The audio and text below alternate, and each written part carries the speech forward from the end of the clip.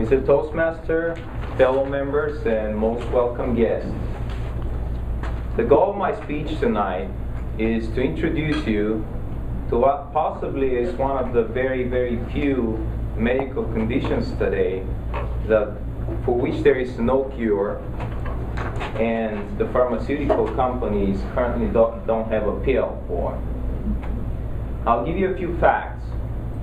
1 out of 133 Americans currently suffers from this medical condition.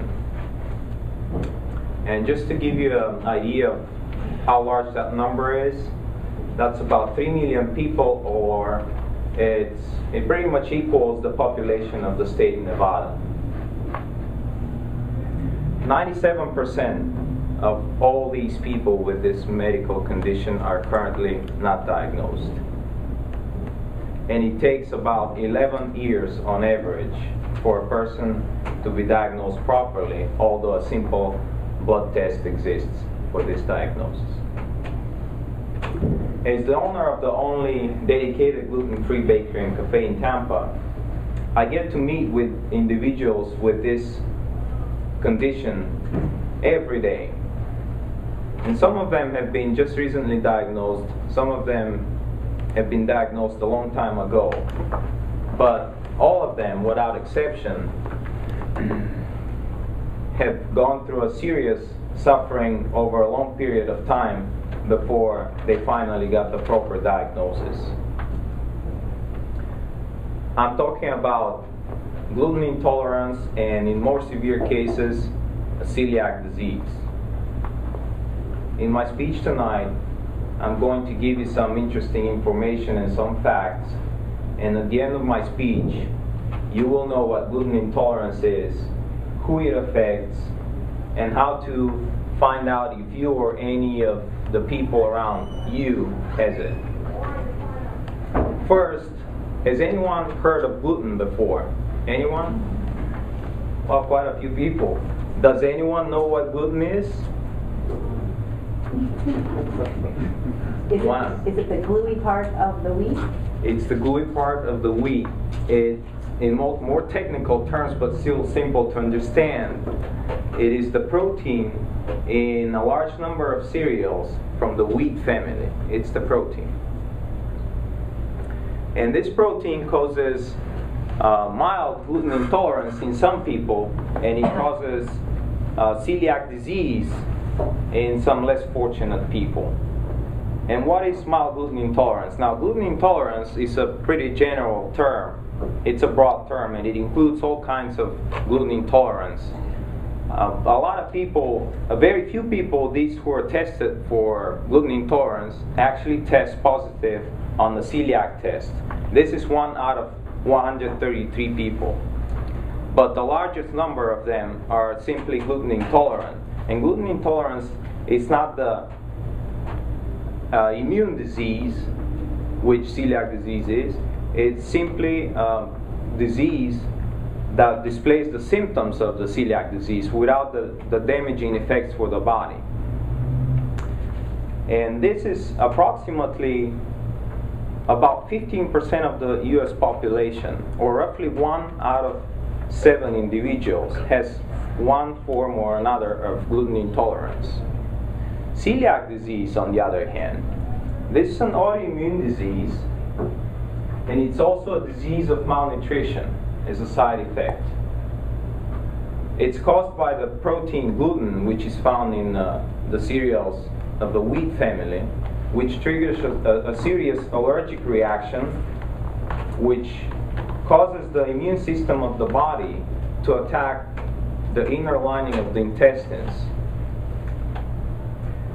The inner lining of the intestines are these small, finger-like protrusions that are called villi. These villi are responsible for absorbing the nutrients from food.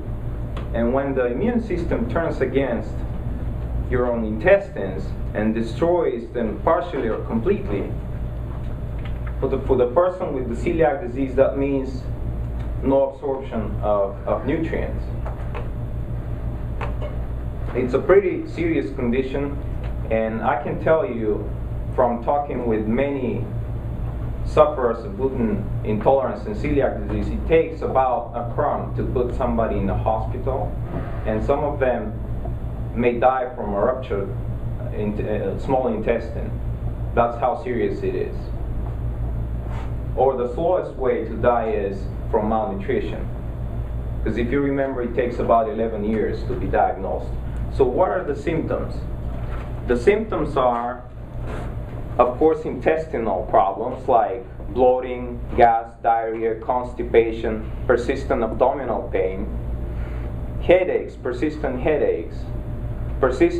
feeling of exhaustion, tiredness, eczema, of course, weight loss, and in some cases even weight gain, mood swing, sudden changes of behavior. These are all symptoms of mild gluten intolerance and celiac disease, both. What foods contain gluten? The cereals of the wheat family are wheat, barley, rye, spelt, kamut, triticale. And what foods do not contain, or grains? That's rice, that's corn, that's amaranth, teff.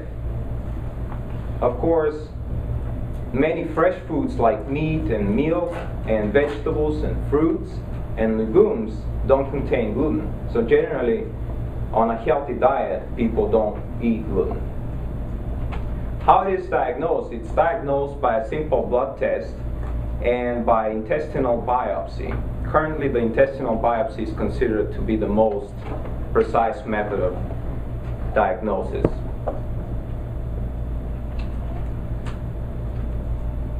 There are foods, certain processed foods, where gluten hides, and these are also important to keep in mind for those who are affected. And those include even soy sauce, a lot of processed foods. So read on the label carefully. Gluten intolerance in general is a new term, but as I said earlier, 1 out of 7 people is affected, which means maybe there are a few people in this very room who are affected by some form or another of gluten intolerance. But what's important to know in this case is that what the side effects are, what gluten intolerance is, the side effects, so you can understand if gluten intolerance affects you, and you can go and get checked for this. And finally, to know that there is a natural and very elegant cure and treatment for gluten intolerance. It's called a healthy diet, which means if you eat what you're supposed to eat anyway, you don't ingest gluten. Now the time is advancing, I have to go jump in my seat, but if you're interested in learning more, you can find me anytime and ask me questions. Thank you, and Mr. Toastmaster.